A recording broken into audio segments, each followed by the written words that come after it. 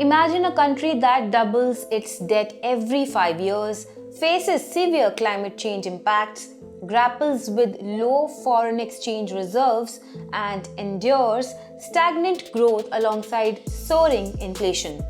Between 1997 and 2022, its debt grew by 14% annually while GDP expanded at just 3%. Politically volatile and economically strained, this is Pakistan.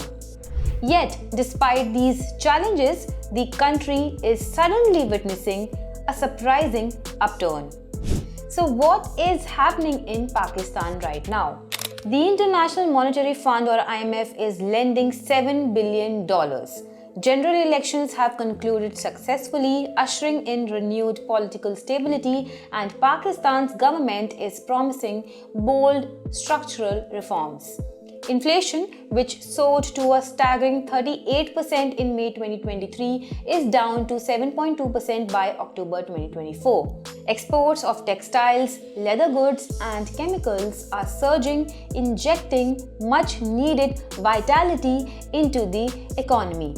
Even more striking, Pakistan's stock market has emerged as one of the top performing frontier markets of 2024.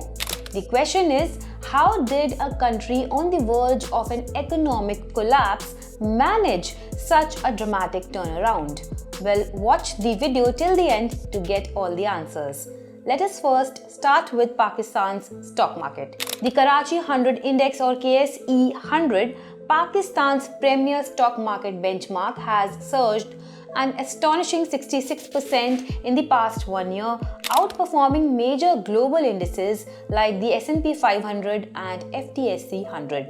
It has also outperformed the regional powerhouse India's Nifty 50, which saw a 19.6% gain over the past year. Now, there are 4 prime factors contributing to this surge.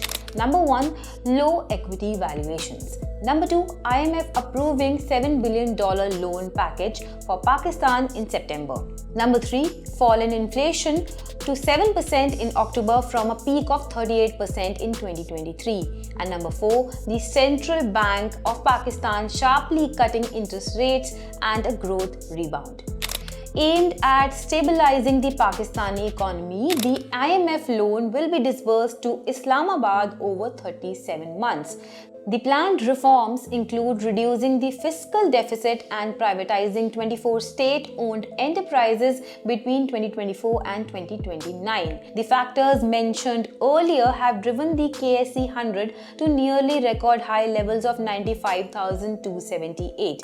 Unlike the Sensex or Nifty 50, dominated by a few major companies, the Karachi 100 is a broad-based index comprising 100 companies with weighted representation. Investors are going for sectors such as oil and gas, exploration, oil marketing, power generation, automobile assembly, cement, and banking, boosting the index to near record highs. On the global stage, Pakistan's stock market has delivered the second best performance, trailing only Argentina. Another big point to consider is the low valuation. Pakistan's market is seeing a bullish sentiment due to low valuations. The price to earnings or PE ratio of the KSE 100 index is relatively low and currently stands at 4.6x compared to the last 5-year average PE multiple of 6x. This basically means that Pakistani stocks are undervalued compared to other emerging markets, offering significant upside potential, simply meaning that there is more room to grow in comparison to others. So, how much upside is still left? Karachi-based brokerage firm Topline Securities expects KSE 100 to rise another 37% by December 2025, fueled by economic stability and fiscal consolidation. In its Pakistan Outlook 2025 report released on November 16th, the firm predicted a potential re-rating of the market's PE ratio driven by declining bond yields and increasing liquidity in equities, with KSE 100's forward PE ratio projected to rise from its current level of 4.6x to 5.75x by December 2025. Now let's also do a Pakistan versus India comparison in terms of stocks and sectors. Sasgar Engineering, a major player in the auto industry, has emerged as the top-performing stock in the index, delivering a staggering 491% return in the past year in Pakistan. This remarkable performance is fueled by the company's plans to introduce new energy vehicles or NEVs in Pakistan by the end of 2025. Stocks like GlaxoSmithKline and Abbott have given Pakistan's investors 265 and 150% returns respectively. However, also listed here in India, the same stocks gave 25% and 18% returns for the same period. In India, the FMCG index gave a 7% return over the past year. However, the FMCG stocks on the KSE 100 like Unilever Foods, Colgate Palmolive and Nestle have underperformed, posting negative returns ranging from 17 to 24%. Now, let's also take a look at domestic investors and liquidity in Pakistan. Domestic investors are propelling Pakistan's stock market as foreign investors continue to pull out in 2024. Arif Habib Limited or AHL projects the KSE 100 index could rise 27% by December 2025, driven by domestic liquidity.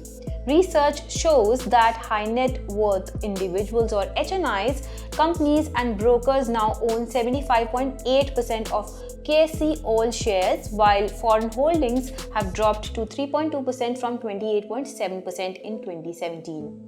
Additionally, the share of mutual funds in KSE all shares has fallen to 7.5% in 2024, and a shift from debt to equity could further boost the market. The current market cap to GDP ratio is 11%, below the 10-year average of 16.9%, suggesting a potential 52% upside for the KSE 100 index. Now, coming to the improving growth in Pakistan, real GDP growth was negative 0.2% in FY23 and now is at 2.4% in FY24. IMF has projected a 3.2% growth in FY25, citing growth in agriculture, reduced inflation, and tight fiscal and monetary policies as some key reasons. Pakistan's current account is contained and reserve buffers are rebuilding. However, the economy still faces challenges including a difficult business climate, weak governance, and a narrow tax base. However, the economy still faces challenges including a difficult business climate, weak governance, and a narrow tax base which hinder investment and fiscal sustainability. Lastly, coming to falling inflation and interest rates, which is boosting Pakistan's economy. Pakistan's retail inflation, which hit 37.97% in May 2023, has fallen to 7.2% by October 2024, staying in the single digits for the 3 months. This decline, driven by lower food inflation and stable oil prices, brings inflation close to the target range of 5 to 7%. The IMF projects an average inflation of 9.5% for FY25. Falling inflation has allowed the State Bank of Pakistan to cut interest rates by 250 basis points to 15%, following a 700 basis point reduction from June 2023's peak of 22%. The SBP expects GDP growth in FY25 to improve to 2.5% to 3.5%.